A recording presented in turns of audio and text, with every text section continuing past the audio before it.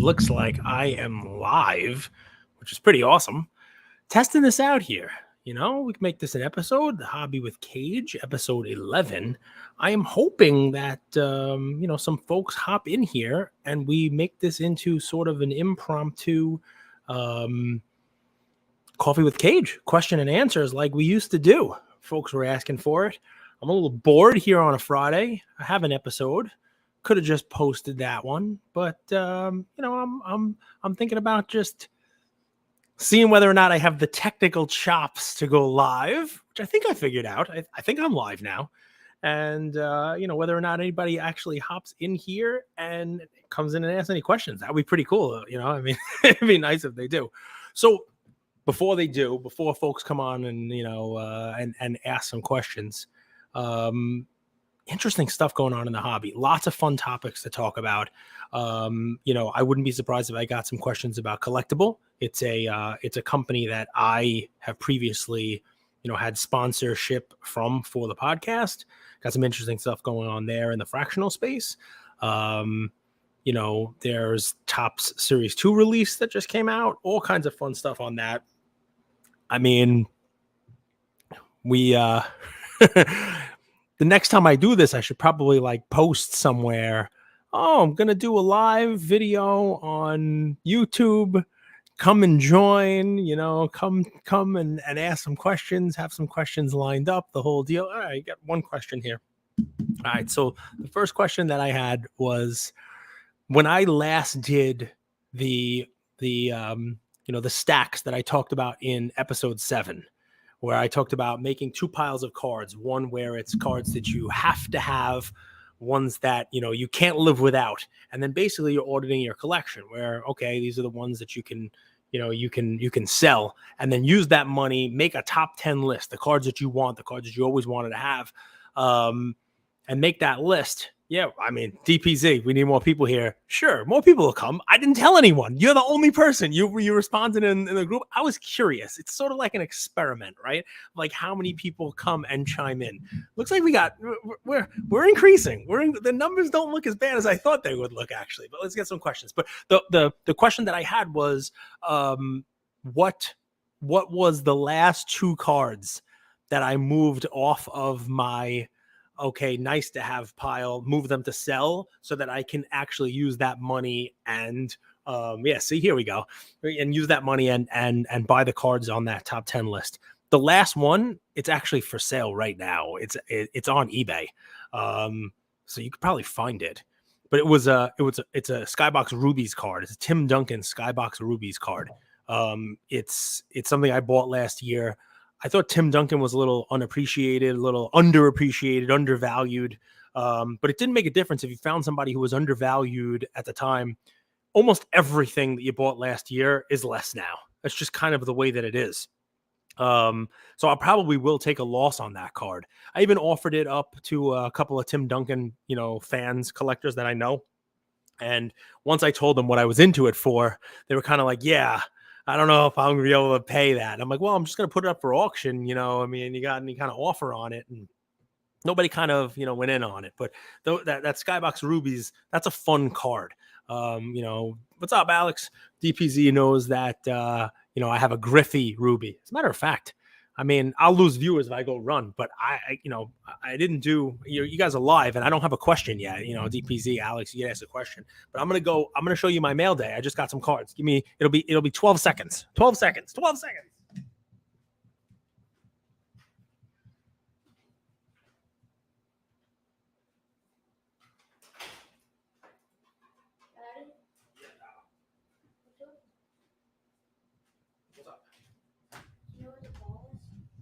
No. All right, so there we go. I got some cards. I can show off some cards while you guys are stop being shy and asking questions. So Skybox Rubies, you ready for this? Ready for this bad boy? What's up, Mervin Flores? How you doing? Check out that bad boy. That's a pretty nice one. That's a PSA 8 Griffey Skybox Rubies. Kind of cool. There's 50 of these. This is number 49 of 50. Pretty good one. DPZ. So we got a question from Something Sports Cards. What can fanatics do to increase the minority presence in the hobby? I'm a 47-year-old minority. run a hobby shop, and was curious to know what your thoughts are on the subject. Okay, Mervin, a Jeter, that would be nice. What's up, Charles? I love the question. I will be 47 this year, so it's nice to see folks who probably came into the hobby in the 80s like I did are still here. Looks like you're running a hobby shop. So I would hope from your end that there are initiatives that hobby shops can do, right? From the ground up, and work with Fanatics. So Fanatics is going to be putting out cards, putting out the product, but you are the first line right there at the hobby shop. And I think what I would do if I were you is I wouldn't be quiet about it. I mean, I'd be sending almost like suggestion box stuff, right? What is it that has worked for you to increase the minority presence in the hobby? What have you done in your own shop? And maybe they can scale that. Maybe they can do giveaways. Maybe they can do, what's up, Carlo and Charles? Maybe they can do, things to bring other, diverse folks into the hobby. I will tell you this. There are a lot of people focusing on it now, and people don't understand, diversity, it can mean a lot of things, right? And the hobby is definitely not diverse presently. In my day job, I actually have a course next week. It's a repeating course on the return on equity for diversity and inclusion. And basically what it says is that the workplace is better if you take into account people who come from different walks of life. And I think that applies to the hobby as well. I really do.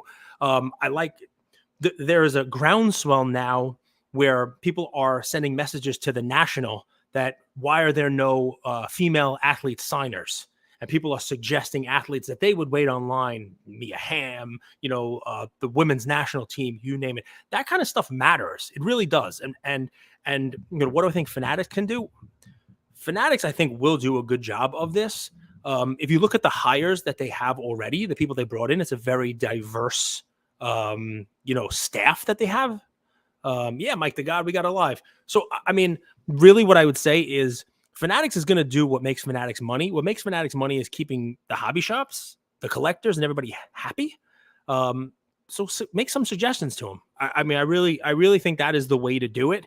But yeah, I mean, I love the question, Something Sports Cards. I don't have all of the answers on that. I do agree that the hobby needs more diversity. There have been some great efforts to do it. I mean, I remember the Mint Collective, the first one that I went to, that RPS was there. Alex Jaimo was there. There was a focus on diversity at that show. Clearly the hobby is getting more diverse. Culture Collision, Prism God, that's a different kind of show as well. A great show. And yeah, I mean, listen, it's something we got to keep all at the fore. So let's see. I got another question. Charles Fuchs, you want to know what the best UFC card I ever owned was? Okay. This is going to be tough, right? Because best versus most valuable. I owned a lot of good UFC cards. And Mike the God, diversity be the number one way for the hobby grow. I agree with that entirely. You got to keep the kids in, but you have to expand it. You really do. And because now folks are commenting about it, from a shop standpoint, they aren't making it easy for shops to get product directly. When GTS lost Tops, we lost Tops products. Okay. What I would say is last year at the National, I saw a lot more women's groups, women of the hobby, a lot more focus on that. I hope that continues as well. I haven't seen anything beyond women of the hobby. I don't know whether or not there are any groups out there that are like hobby diversity groups, that are expanding that, progress that was made at the National last year. I would look to maybe, see if there's, I would support that. I could maybe even start it. I'm not exactly diverse, but I think it's definitely something that needs to be, taken into account. And yeah, UFC cards that I owned. So my favorite card was, there's a duel from round one, which is the first series of Top 2009, round one. There's a duel of Chris Lieben, who you guys have probably never heard of, and Anderson Silva. At the time that came out, Silva was the GOAT. I know it changes over time, but he was the best. He was the number one guy out there. And his first fight in the UFC was against Chris Lieben. Red hair, they call him the Crippler. And it was a dual relic, like it was supposed to be numbered to 25, out of 25. It was a piece of the mat of each one of them and their autographs.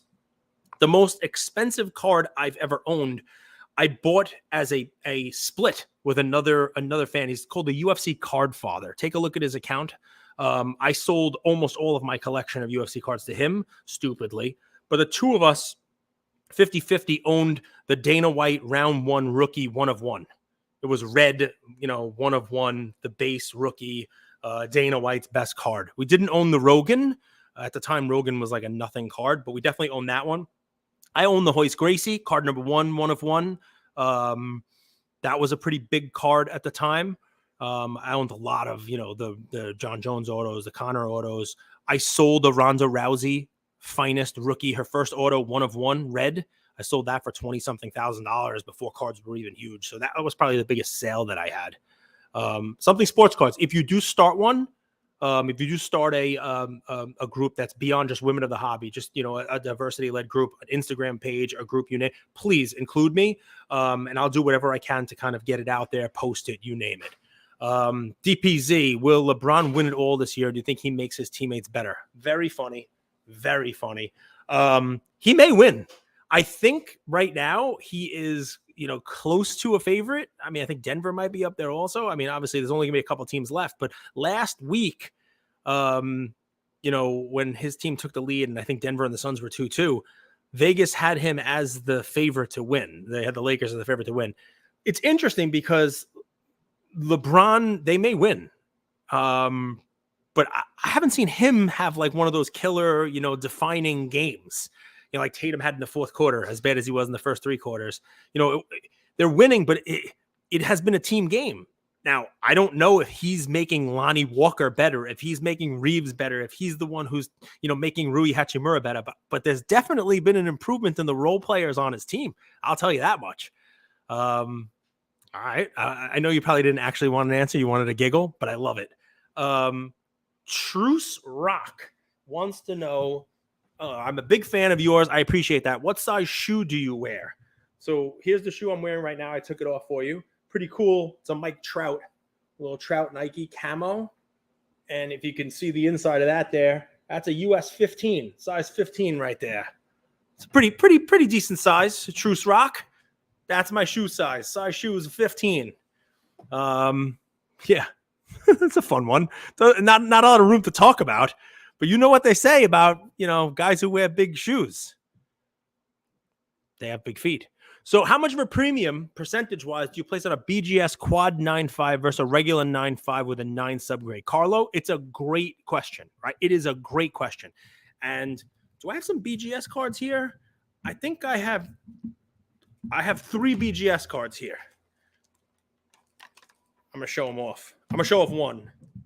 This is a card. By the way, if you guys have cards in vaults, every once in a while, grab your cards. Just get your cards back. It's cool to hold them. I had never held this card before yesterday, and I love having it in hand. I love it. You ready? Look at this. It's only an 8.5 BGS, but, the chipping on these cards are a little nuts. But this is my Shaquille O'Neal PMG red. It's card number 53 of 100. There's 90 reds and 10 greens. But I bought this card a while ago, and I never actually owned it, never actually held it. Like it's vaulted. There's a little bit of a glare there, but you can see what I'm talking about. Pretty cool card. It's an 8.5, so it doesn't exactly answer your question, but I don't really have too much Beckett stuff, so I want to show off a Beckett card. I put a significant premium on a BGS quad 9.5 versus a regular 9.5 with a 9 subgrade, what we would call a min gem, Carlo. And I'll tell you why. I think that if you were to ask Beckett's graders, they talked about we're changing our, gem mint. We're going to have a 10. They came out with their whole announcement, but we're not changing our scale. I think if you were to ask Beckett what the hell that meant, what they would tell you is a 9.5 for them is a gem mint card.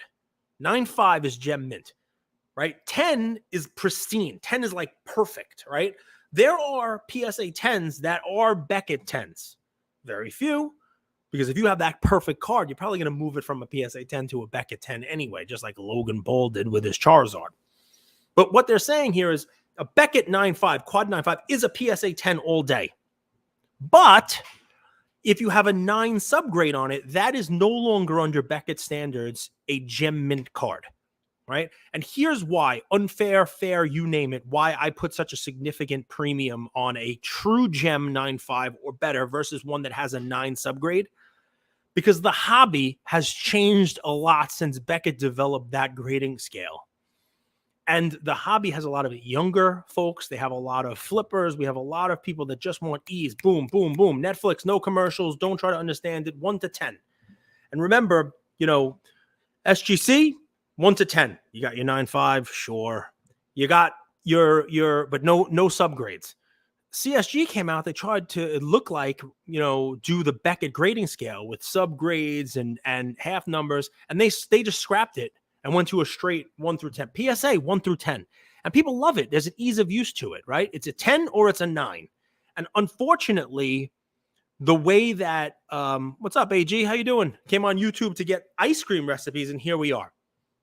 I'm going to finish my Beckett point, AG. I hope you stay on because I'm only going to be quick. I'm only going to be like a half hour, I promise. I just testing out the live to see if I can do this.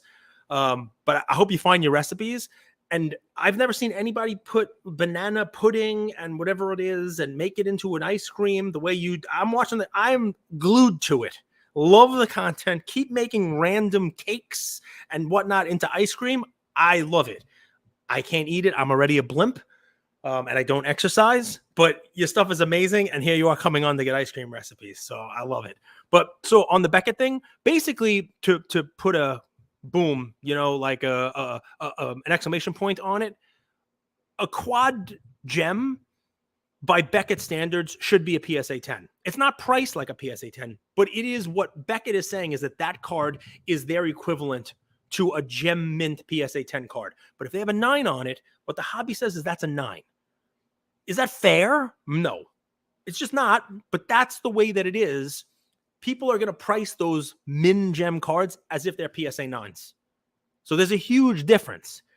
Even the quad 9.5s don't sell for what a PSA 10 is. And with this, the discussion we're having now, it really does dovetail into what Beckett is planning on doing with their grading scale. It's going to be interesting to see what they do. Very interesting to see what they do. I don't know what they're doing. I know they've had focus groups. I know they've had all kinds of surveys and groups, and they're being mindful about what decision they make on it. I know I was involved in those groups. I could probably list a ton of people who were in those groups. We're all, all walks of the hobby, people from overseas, you name it. I hope that they take the whole hobby's opinion into account, because I think it's just a matter of kind of educating and explaining what their grading scale is and what it means. Let's see. Lauren Rizzo Schaefer, thank you. Obviously, you could reach out to Something Sports Cards. Anything he does as far as diversity goes, let's try to support that as well. Is it a fireplace behind me? It is a fireplace behind me. This is my living room. Pictures of my kids in the background. Can't really get too crazy here. Just, come home from work. Figured, all right, let me get on here and talk to the crew and see if I could do a live and just, a quick, I've only been doing like 25-minute episodes. So I just wanted to see if I could do this. Next time I'll actually put people on notice. This is like, anybody who happens to come into to YouTube today. Jay Giuliano, have you found it difficult to stay up to date with items offered across the many different auctions? And if auction volume increases, will collectors become exhausted in trying to navigate auctions? Jay, it's a great question. And I have a feeling that the consolidation that's come to the hobby will soon come to auction houses, platforms, and you name it. I have a great tool. They don't sponsor me or anything like that. But if you're a listener to the show, you know this. So a couple things you can utilize, right? One, auctionreport.com. Auctionreport.com. If you scroll down to the bottom of it, it's a great web page, has a lot of advertisers and stuff on it, but on the bottom, it's got an auction calendar. And it tells you what auctions are ending on what days. So you can kind of bookmark, okay, this is ending this day, this is ending that day. You can go in early, save your stuff, look for your cards. If you happen to be, I'm showing off. It's a YouTube live. I'm going to show off. If you happen to be a Kaboom collector,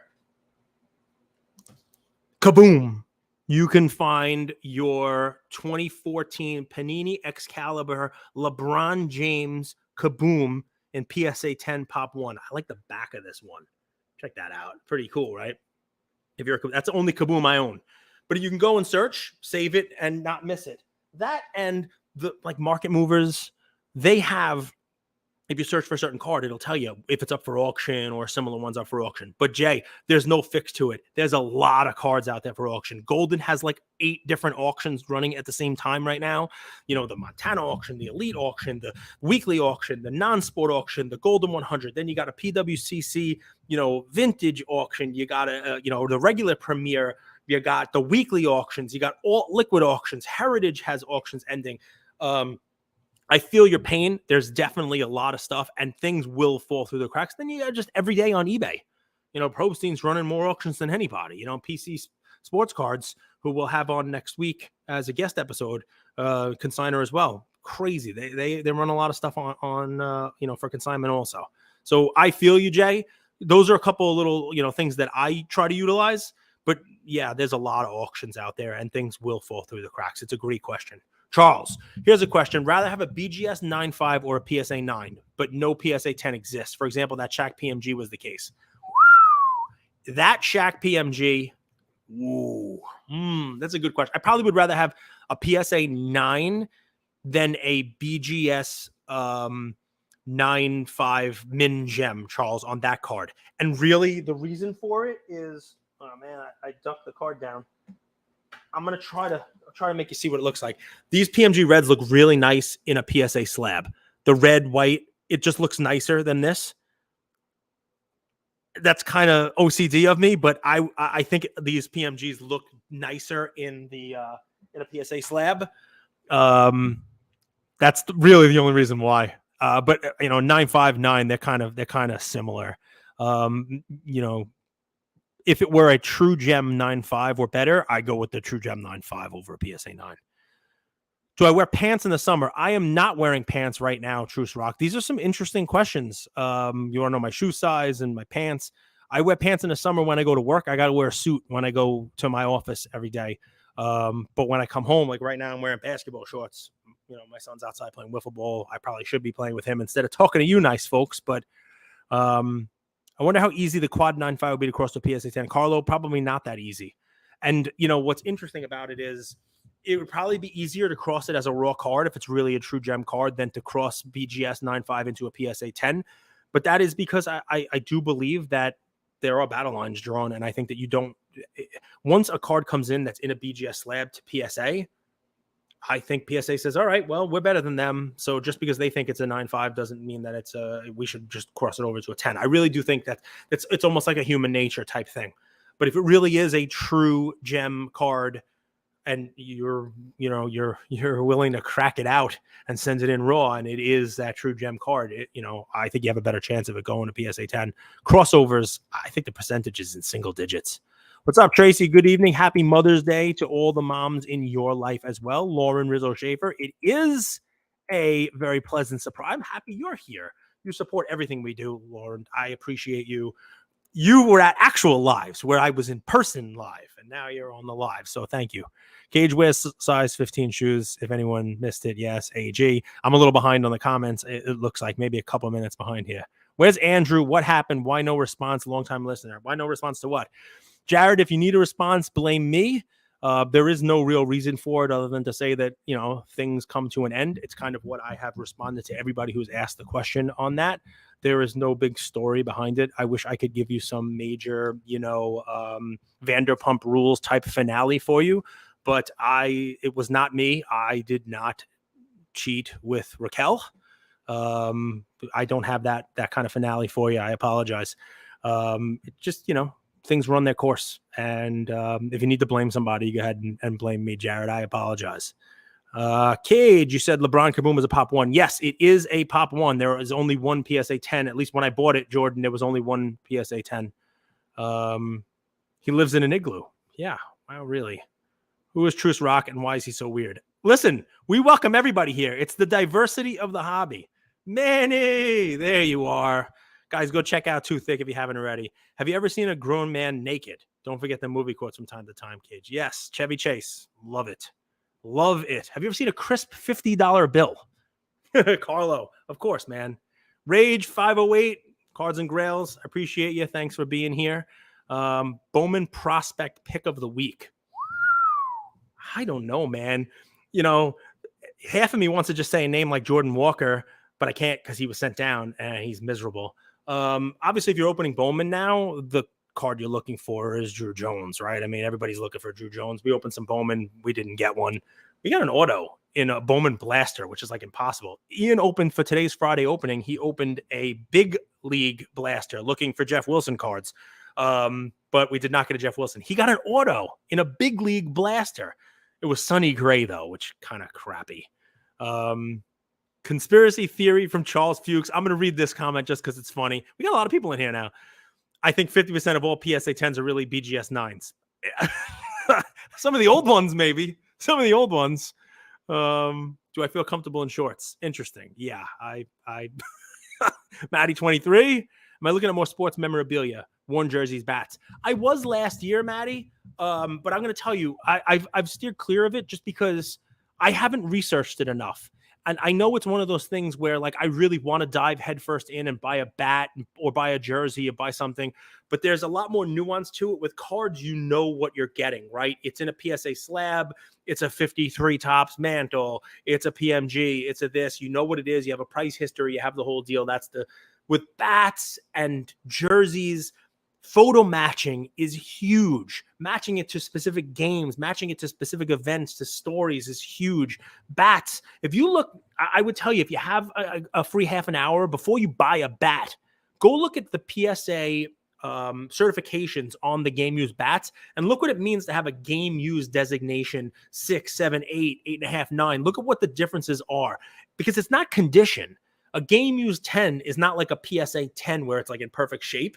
Right? You want more game use on it. Game use 10 doesn't have to do with the condition of the bat. It has to do with the markings of use that they can show that it was used by that player. There are some GU game use designations lower down in the scale where it could be used by another player. You know, it could be potentially used by that player and still have a GU game use designation. The more I researched it, the more I was hesitant to actually get in and commit money to it. I hope that doesn't scare you away, Maddie. It's more of just, I haven't found the time to do the hours and hours and hours of research I would have to do to be comfortable enough to start sinking real money into that space. So that's it's kind of where I would go with that one. Just joined the live video, hearing Naked Man wasn't what I expected. Well, listen, you never know what you're going to get in these videos. I hate sticker autos. Truce Rock, you come to every live. I'll give you advance notice. Send me a DM. I'll make sure I'm following you. I love it. Save the LeBron Kaboom. I'm going to have to show it again. So here's the LeBron Kaboom for you guys. It's a nice one. It's a nice LeBron Kaboom. That one's not on the sell list. I got some cool stuff here, guys. I really do. You show that one there. Here's a LeBron pristine 10 rookie Topps Chrome refractor.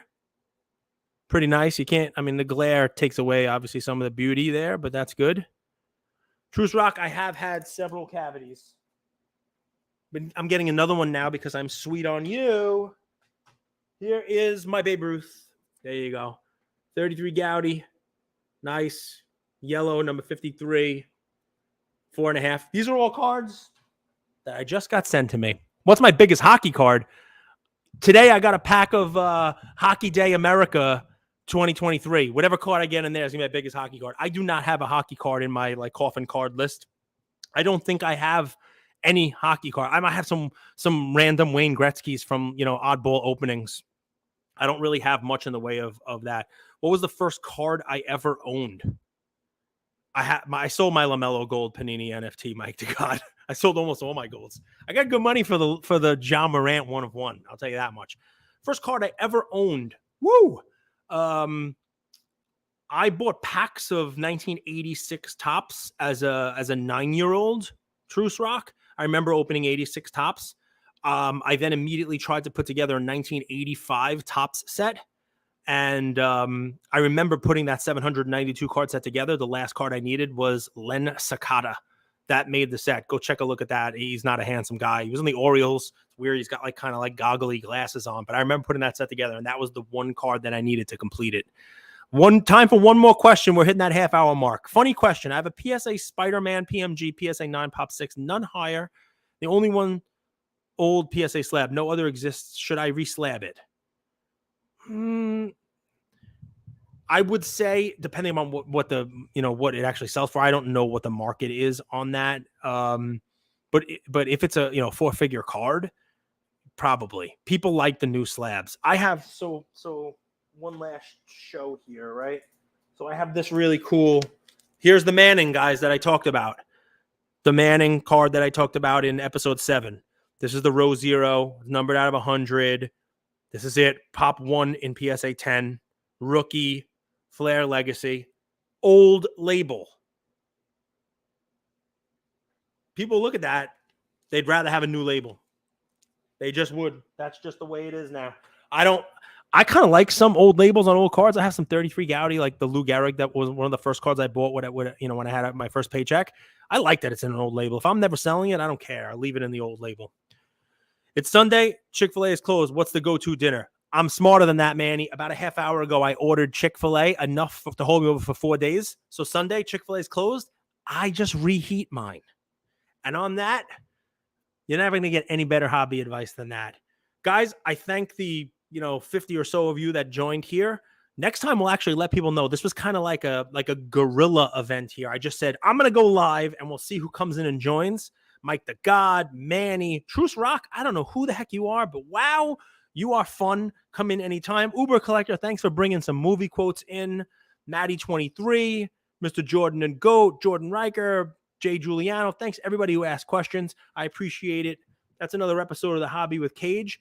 We said we're going to bring back Coffee with Cage. Next time, we'll do it a little more prepared. We'll have some questions ahead of time, and you guys will actually know when I'm coming on. Enjoy your weekend. Happy Mother's Day to all the moms out there.